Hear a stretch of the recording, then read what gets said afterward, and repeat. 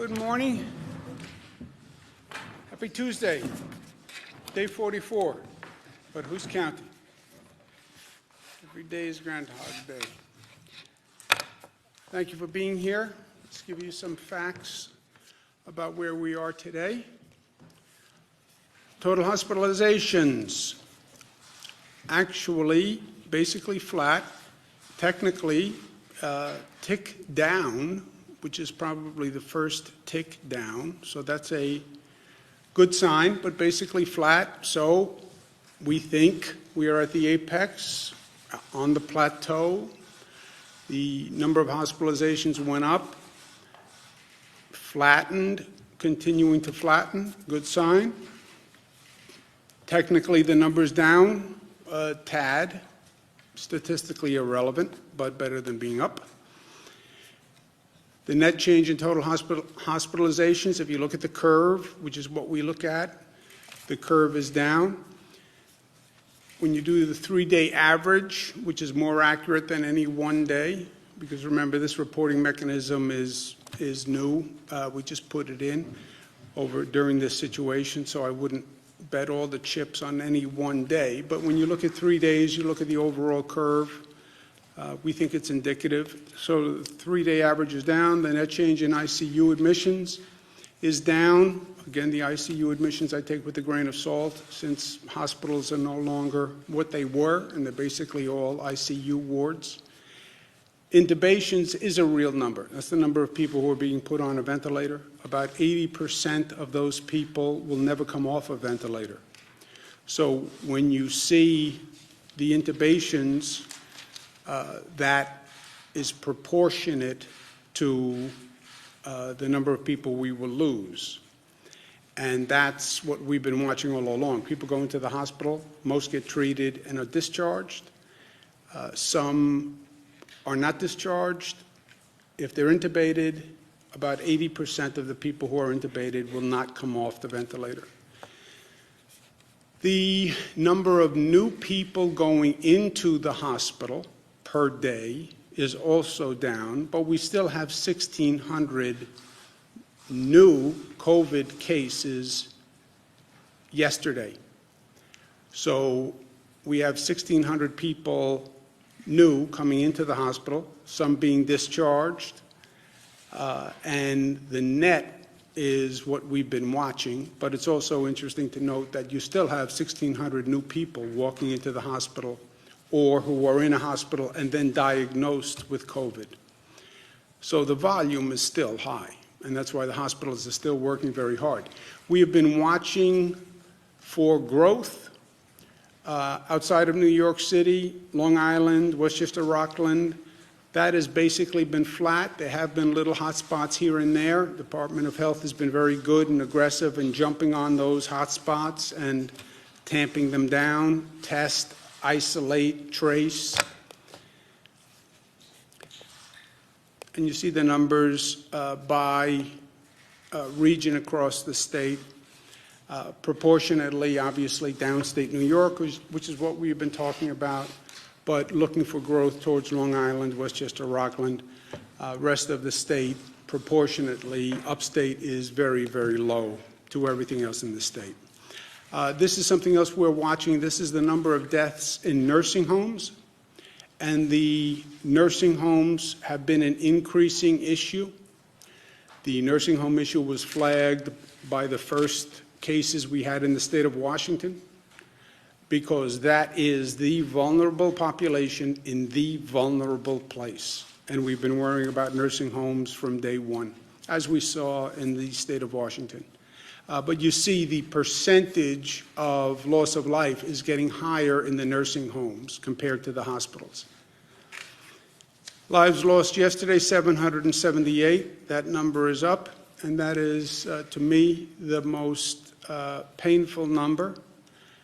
And it has been the most painful number every day, and those New Yorkers are in our thoughts and prayers.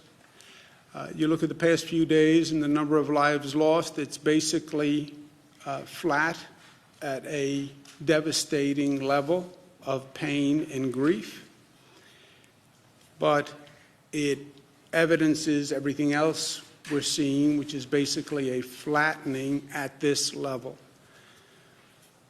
The statisticians will say number of lives lost is a lagging indicator, which is a nice scientific term, but it doesn't mean it just is not just terrible, terrible, terrible news, and nothing we can do about it. Although many New Yorkers are doing everything they can to save people's lives on a daily basis, at great personal cost to themselves. Total number of deaths is 10,834. What we have learned through this process is that our actions determine our destiny, and that's actually good news.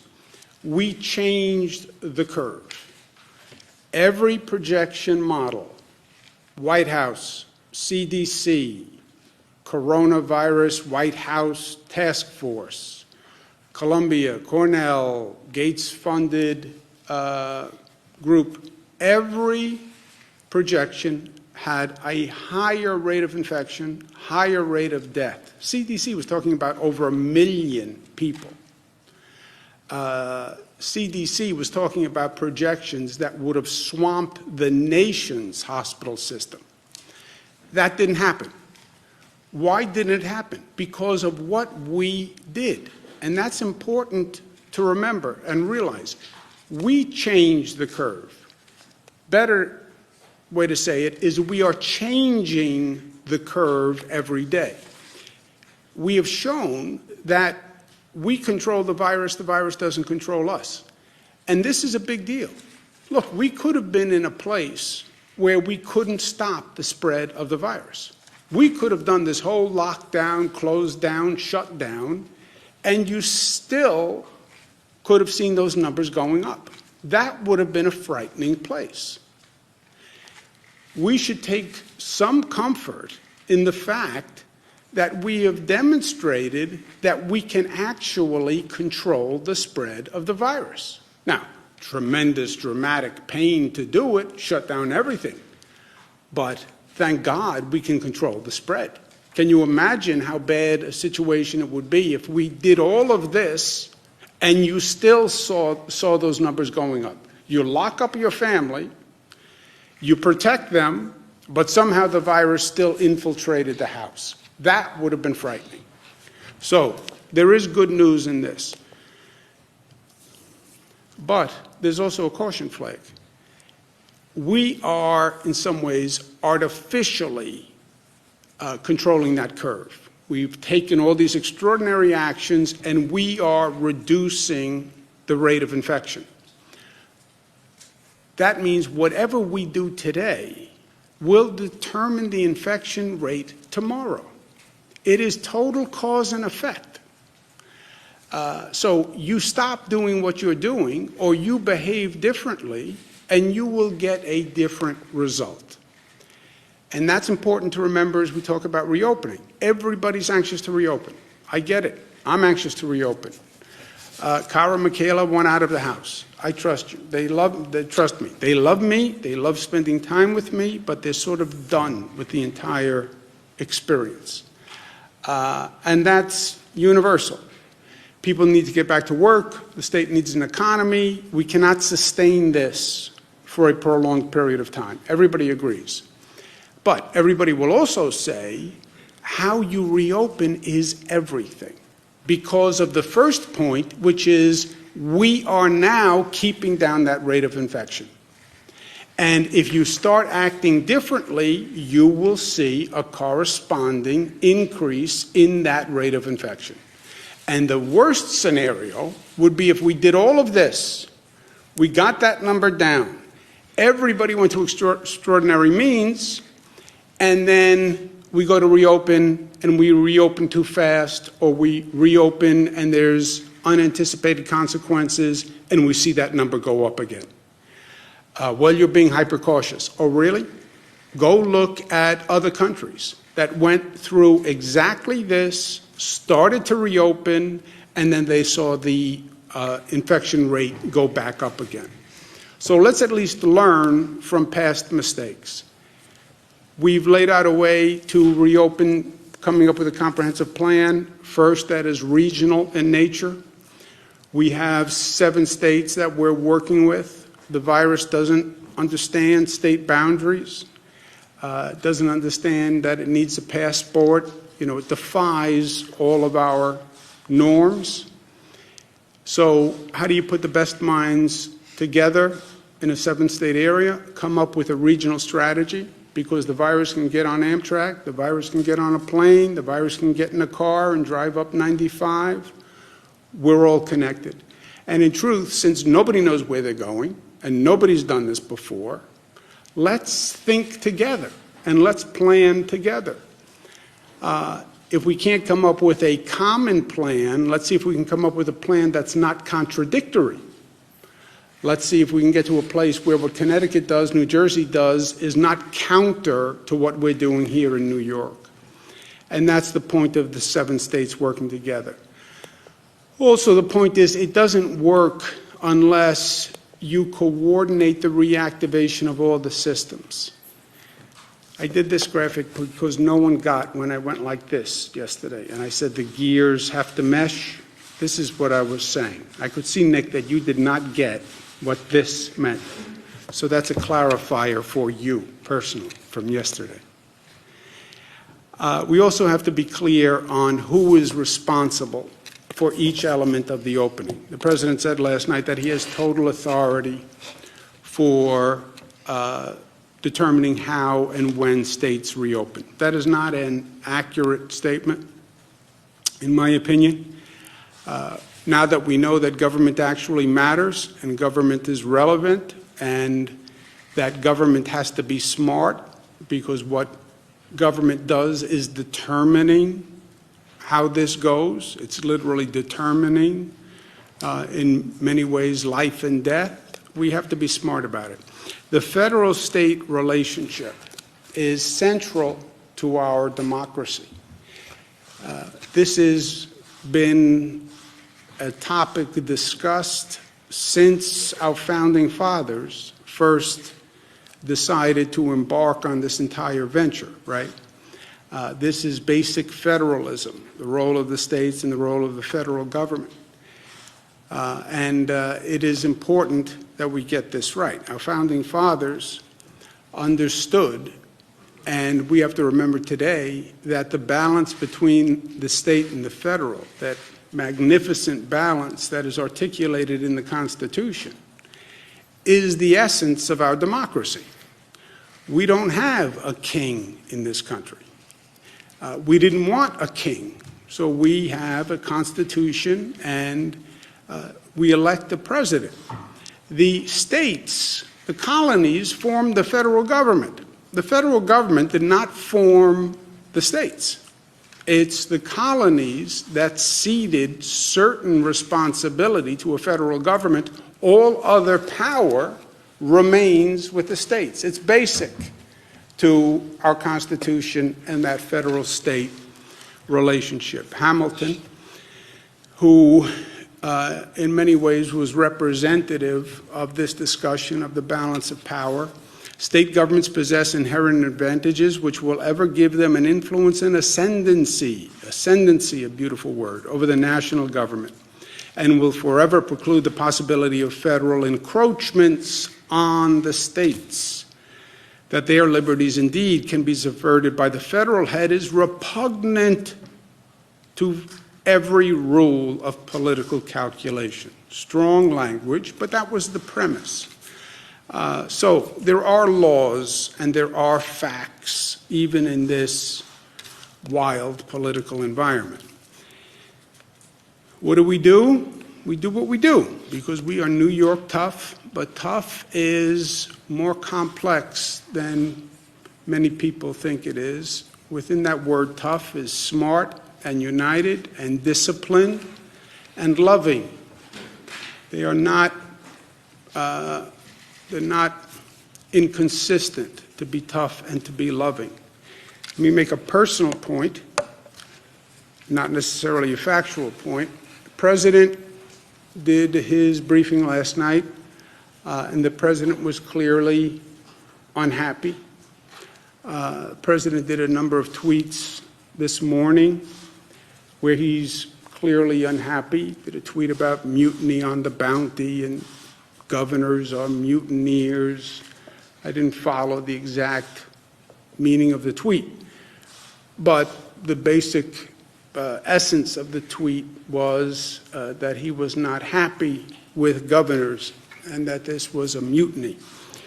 The president is clearly spoiling for a fight on this issue. The worst thing we can do in all of this is start with political division and start with partisanship. The best thing we have done throughout this past 44 days is we've worked together and we haven't raised political flags. Even in this hyper-partisan environment, even though it's an election year, even though the politics is so intense, we said not here, not in this. This is too important for anyone to play politics. It was a no politics zone, right?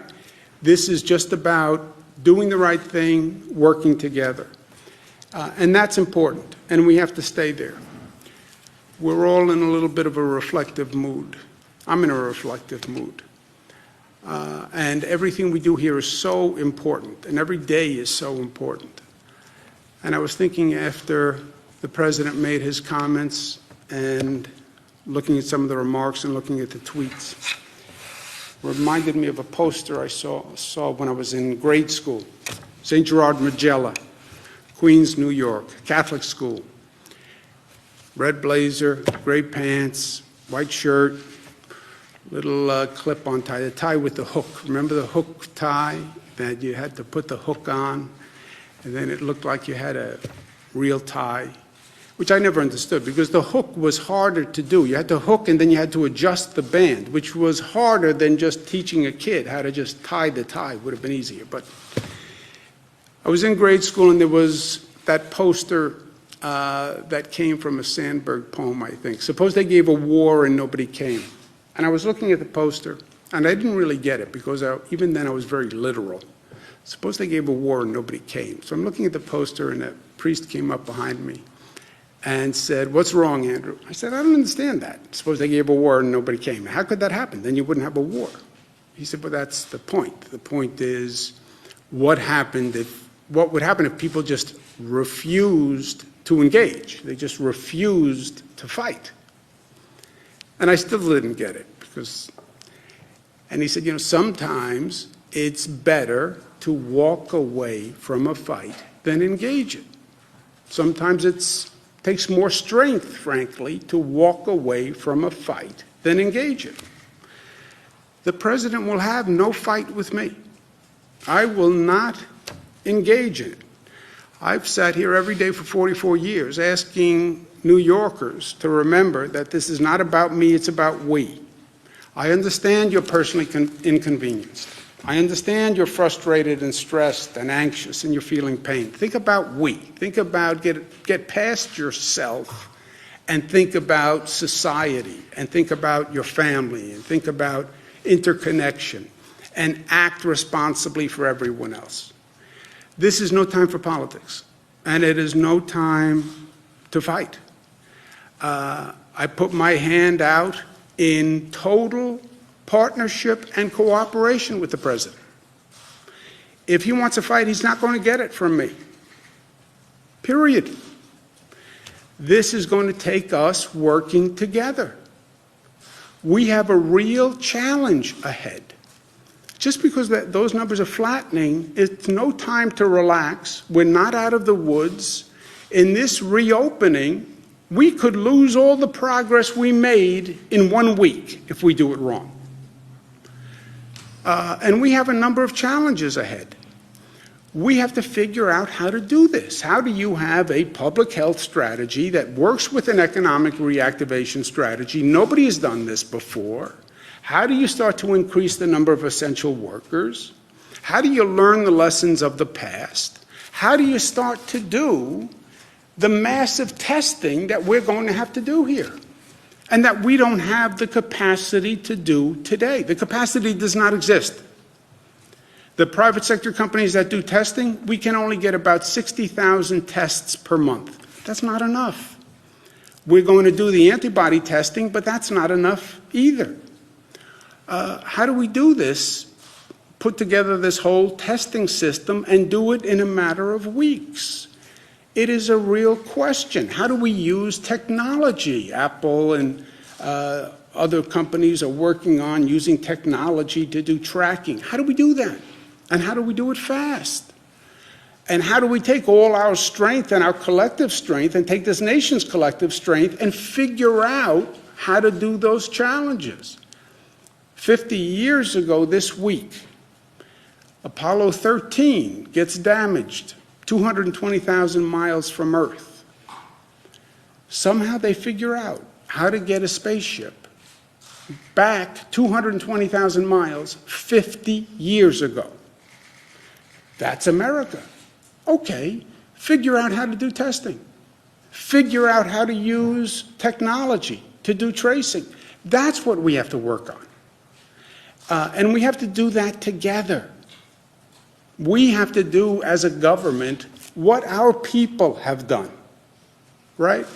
Sometimes political leaders can learn best from following people who are normally ahead of the politicians. Look at how people have been selfless and put their own agenda aside for the common good. Can't their leaders be as smart as they are? The answer has to be yes. So I look forward to working with the President in partnership and cooperation, but he has no fight here. I won't let it happen. And look, unless he suggested that we do something that would be reckless and endanger the health or welfare of the people of the state, then I would have no choice. But shy of that, I put my hand out to say, let's do this together. Questions? Governor. How many COVID cases and fatalities are at specific homes like Ohio and Connecticut? You screamed first. You don't have the same endurance. I don't. But screaming first matters. Governor, you're talking right now about making peace with Donald Trump, with the president, and yet you went on television 4 times this morning and were asked about it and opined about it repeatedly. You called him a king. You said that his press briefings were like a comedy sketch. Why didn't you just say no comment if you're trying to make peace with him? No, the first point is he does not have total authority. I mean, I'm a governor of a state. The statement that he has total authority over the states and the nation cannot go uncorrected. I mean, it's just a factual statement that is factually wrong. 10th Amendment to the Constitution. There's a whole body of case law. I mean, there are many things you can debate in the Constitution because they're ambiguous. This is not one of those things that is ambiguous. So that statement cannot stand. And it's not only violative of the Constitution, it's violative to the very concept of democracy. I mean, this was the first battle. Do we want a king or do we want a president? And we opted for a president. So that statement cannot stand, period. Common attacks, calling him a king, saying that it's like a comedy sketch, saying no, that's not how it is. His proclamation is that he would be king. That's what a king is. A king has total authority. That statement cannot stand. The whole mutiny on the bounty, the governors are mutineers, whatever that means, and whatever the rest of the theory was. I'm not going to fight. I'm not going to get into that fight. Look, I bent over backwards. He said a nasty comment about what it was, but he's right. I worked very hard to be in partnership with the federal government this past month. I worked very hard to stay away from politics. And he is right. I did call and say I need federal assistance. I did call and say I need possible overflow beds. That he is right that he did move very quickly to get us Javits and the USNS Comfort. And I said that repeatedly. And I praised him for his actions. And he was right there, too. The federal government has a very important role. I was a cabinet secretary. I did it for 8 years. I know how key the federal government is. Frankly, I know how powerful they actually could be in being of assistance. And I don't even think they were as powerful as they could be. And the federal government has tremendous, tremendous capacity that we need now. So, yes, he's right on all of that. He's right that we asked for cooperation and assistance. And he's right that he delivered. And I've said that all along. But this mutineers and it can't exist. Why is it the state listing the name of nursing homes and how many COVID cases and fatalities are expected? I don't have anything specific to talk to him about today. There's no action item for us to talk about. Did you talk to him after what's been going on? I have no, it'd be my pleasure to speak with him, but we don't have anything that is, do we have anything pending? No. I did speak to the White House this morning about a hospital matter. But other than that, we don't have anything immediate. What was the nursing homes and how many COVID cases and Have you received any fatalities are- guidance from the president about your role in the reopening? You said yesterday that he hadn't given governors any guidance in their role. No, we haven't had that conversation. And look, this is a shift in federal position, which is also fine, by the way. We're entering a new phase, the quote-unquote reopening phase. On the first phase, which was the close-down phase, the president took a different tact. The president did not close down the economy. He did do the travel ban with China, and he was right on the travel ban with China. The close down of the economy was left to the governors.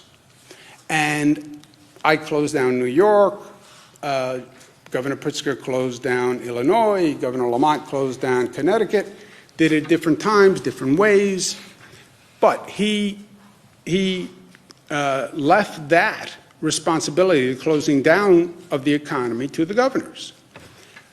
You get to the reopening of the economy, well, the governors closed it down, wouldn't the governors reopen it? The president says, no, I have a different model that I'm envisioning. That's okay too, but it's a shift, but it's okay. But then what is that model? And let's talk about who does what, which is the intelligent conversation we have to have. How do we do this testing? How does that come up to scale? I can't do it. How do we do this technology? And I understand he's right, it raises constitutional questions. And do you really want that cell phone in your pocket to be a tracking device, right? Okay, so let's talk through how we do that. How do we disinfect a public transit system?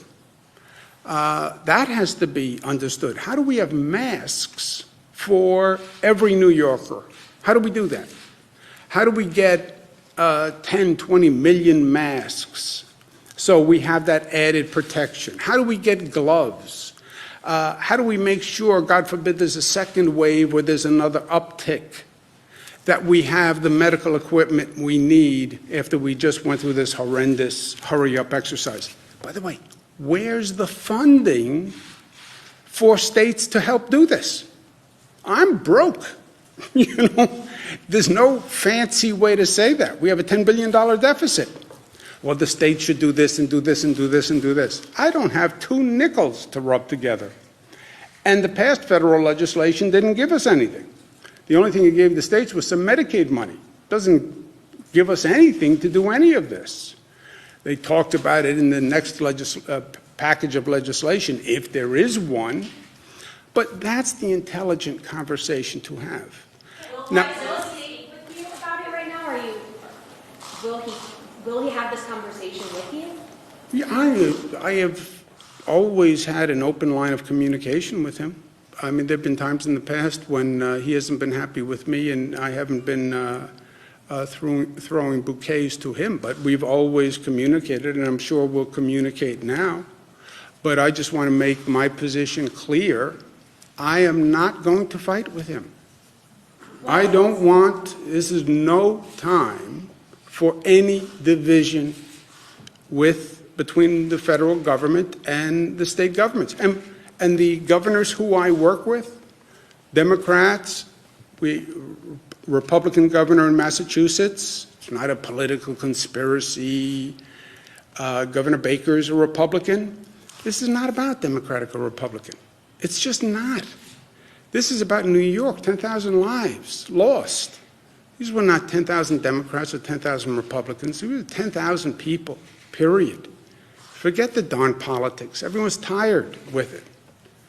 Why is the state releasing the names of nursing homes and how many COVID cases and fatalities are specific homes, like Ohio and Connecticut's doing? Legal experts say that there's no HIPAA issue here. Okay. Do you want to speak to that, Dr. Jim? We put out the nursing home death data by county yesterday, and as you could see, some of them had one case. What we're worried about is personal privacy protection working with the Department of Health. There's about 600 nursing homes in the state. This goes for hospitals as well. There's some very small hospitals where they report out 1 or 2 deaths a day. We just want to go through the data and make sure we're not releasing any potential personal information, and as soon as that's done, that will be made available for people. So that's why we put the aggregate numbers out by county. That's what we're going through. We're getting reports of specific outbreaks at different nursing homes, so it's hard to tell. But are there any nursing homes in particular that the state's seeing a huge problem at? We're seeing issues like I talked about yesterday in hospitalizations in different parts of the state. We look at total beds being used. We look at deaths. We look at all of that in certain downstate parts of the region. New York City, in the outer boroughs, and Nassau County, we have seen increased cases, but that has gone across the board, whether it be hospitalizations or nursing homes as well. So that's now part of the county data that you do see. Ms. Hogan. Yeah, earlier you said that there's been 60,000 cases that you guys have the capacity to do a month. So one, is that true? 60,000 a month. But then Mayor de Blasio said that they're going to start being able to do 100,000 tests a week. 50,000 homegrown efforts, 50,000 purchased from an Indiana company. So how does that coordinate with state efforts? And again, is that 60,000 capacity correct? The signed on the dotted line, what's happening with the testing companies is the same thing that happened with medical equipment, PPE and ventilators. There are just a handful of companies that produce the private tests. And they're all private tests, by the way. A handful of companies that do it, and now every state is going to those companies to buy the tests. I've spoken to the head of the several companies myself, and they have a limited production, and now they have to allocate it to 50 states. And we're again in a bidding war competition with other states. I would say to the federal government, you take that piece. Don't replicate the 50-state pandemonium. You want to talk about an increased federal role. Let FEMA do the testing. FEMA should have, in my opinion, done all the purchasing of the medical equipment, and they should have allocated it. Why am I now competing for private testing capacity and private testing machines with Illinois and California? I want to get out of the eBay competition business for vital medical equipment and now vital testing. I would say to the president, you take it. God bless you. Because you have different bids and different promises from companies to different governments all across the country. Like I bought 17,000 ventilators, and then I didn't get, we only got about 3,000, 2,500. The same thing's going to happen with the testing. The city can get 50,000 made a Well, week, that's but what, the state can't. well, they're told that from a company. Do I believe we're going to see those numbers actually produced? No, because I think the same thing is going to happen that we just went through for the past month, where those companies are going to get oversubscribed. They're then going to bid up the price, and it's going to go to the highest bidder. We learned this lesson. I saw this movie. I just lived it for the past month. It cost taxpayers tremendous amounts of money. Private companies got very rich. You want to talk about going to a new phase with a different model? Let's inform it from the past model. Tell FEMA, you buy all the tests for the country, allocate them by need. This is where the cases are. New York, you're X% of the cases. Illinois, you're Y% of the cases. Massachusetts, you're Z% of the cases. The federal government is going to buy them, and then the federal government is going to allocate them. Not this, let's give each government or level of government functions that they perform best. And one of the really painful lessons was all this crazy competing by states and cities for medical equipment. We're going to do that again? That makes no sense. Governor, the accuracy of the serological tests, and what's the plan if those can't get scaled up in the way that you think is needed to reopen? What is the accuracy, would you say? It varies. There are many different tests there. We're looking at the tests that have, over 95% accuracy. We are working to scale this up both by our public lab, which is our state lab, the private sector labs that are out there. We're looking at those, as well as the hospitals, which have labs as well. And how would you address the false positive issue? Because if someone goes back to work, but they don't actually have the antibodies like the test says, and then that creates its own problem. Well, we are looking at that. For example, our state lab, the test that we've developed is basically 6 standard deviations out, which basically means that you're really way up there over the 99% accuracy, if not higher. But you are right. Can I just follow up? You are right. There are different private sector tests with different accuracy rates. And that's one of the other complications. Go buy tests. Or whose test, which test, what level of accuracy. And that, I think, it's something we have to figure out one way or the other. But I would say that's something the federal government should take. What's the capacity on that at this point? How many antibody tests can you do? You mentioned a couple of thousand, Right, so the state, will be by next week at 2,000 tests that we will be able to do per week at that point. 2,000 tests per day next week, yes. That still seems like a long way to go in a state of 19 million people, though, right? But that's that part, but we're also working with some of the private sector companies to be able to get in the tens of thousands of tests, as well as the hospitals. Several hospitals have developed tests. There are different ways to do these tests. You could do it as a blood test.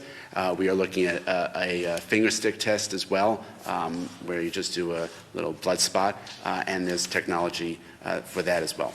Yeah, but just to follow up on that for a second. Look, you could have a whole symposium on testing. There are 2 types of tests, the antibody test and the diagnostic test. The antibody test, state health department has a test, and you're right, it's their limited capacity. Let's say they can do, you said 2,000 a day, so let's say 14,000 a week.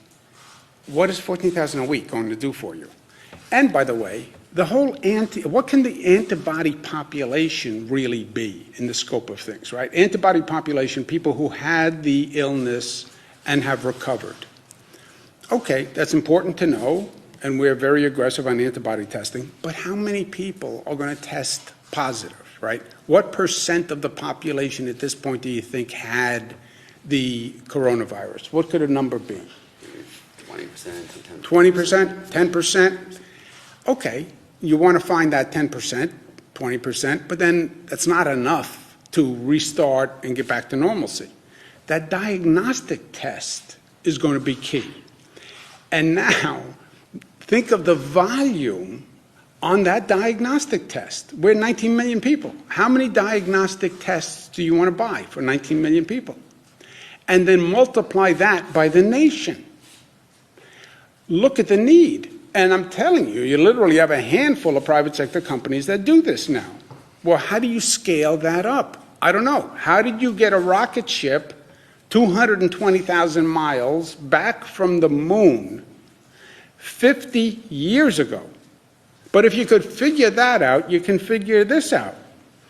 And if the federal government wants to know a valuable role This is going to be a key element to all of this. You basically talking about testing everybody for coronavirus in the entire state as a prerequisite to getting the No, you would never get there. If you said that was the prerequisite, you'd be closed ad infinitum.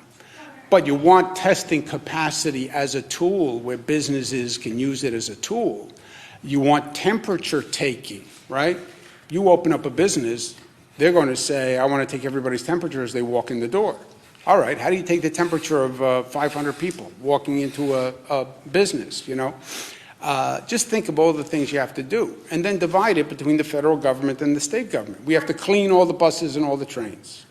We want to clean all the park benches. We want to have a disinfectant solution where we have a cleaning protocol that we've never had before.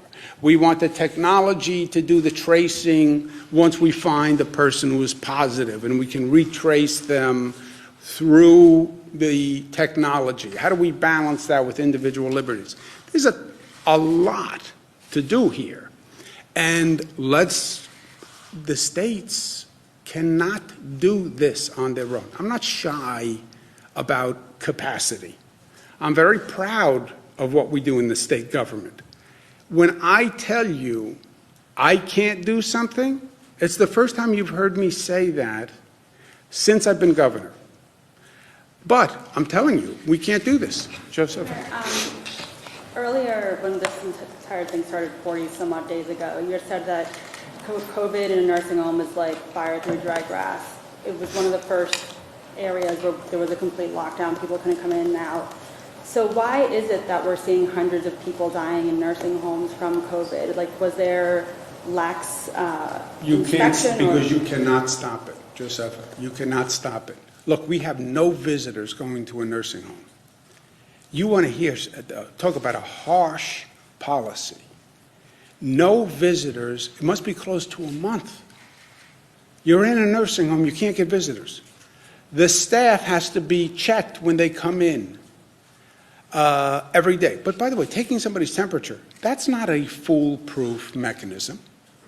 And any one of those staff members could be walking in with a spark in their pocket, to torture the metaphor. And that population is so vulnerable, it just takes one staff member who didn't have a temperature, but did have the virus to walk in, and now you're going to have a serious problem. You want to comment on that? The point that the government just raised is that the crux of all this, that they're individuals with multi-organ system, many other problems, heart problems, diabetes, asthma, respiratory problems. Their immune system is just not as good or as robust, and so they get sick with whether it's this or the flu, and they end up in the hospital. Many of the patients that you had mentioned that's sick and die, a lot of those, they were transferred to the hospital, but at 95 years of age with multiple medical problems, it's a tough battle for them. Look, Giuseppe, what you've learned is you've learned your strength and your weakness, right? You've learned that you can control the virus, and that's a powerful lesson because we weren't always sure that we could, right? But you've also learned your weakness. You cannot hermetically seal society. You can't hermetically seal a nursing home. You can't put it in a bubble and say, I can protect these vulnerable people. You can't. You can't. Isolation, no visitors, every staff member has to be checked. One ember finds its way in, and then it is fire through dry grass. Governor, in the city of Rochester yesterday. Residents by making. Go ahead, Nick. Governor, in the city of Rochester. I want to try to get everybody who wants to ask a question to do it. I also need visual aids. But in the city of Rochester yesterday, there was a 100-person vigil after a shooting there, and it was apparently okayed by the mayor. Is it appropriate to hold large gatherings like that one? Videos online show that people were not likely social distancing during this. Well, look, I don't know the specifics, and I don't want to comment on the specifics. But we spent a lot of time not only saying there should be no large gatherings, we even said no large gatherings during religious holidays, which a lot of people are unhappy about. But look, that was the first, at least learn the lesson, right? Learn the lesson of New Rochelle. New Rochelle, Westchester. oh, that's New York City. No, it's not. It's not a dense urban environment. It's in a suburban community. And that was one person in religious gatherings. That could happen anywhere in the country at any given time. So we learned that lesson, and we've been advocating that. I mean, I couldn't be more clear on it. Who didn't ask it? Home residents? We'll do this, and we'll do, go ahead. Are your advisors already discussing legal options should the conversations with the White House break down to that point? And what could it mean for the reopening process and the coalition with the other states if that challenge had to survive several layers of appeal and potentially drag on for months? Yeah. It takes two to tango. It takes two to get into a fight. It takes two people to get into a litigation. I am not interested in fighting with the president. And I can't be more clear in that. I'm not going to allow anything bad to happen to the people I represent, right? I see my job very clearly. I get hired by the people of the state of New York to fight for them and to protect them.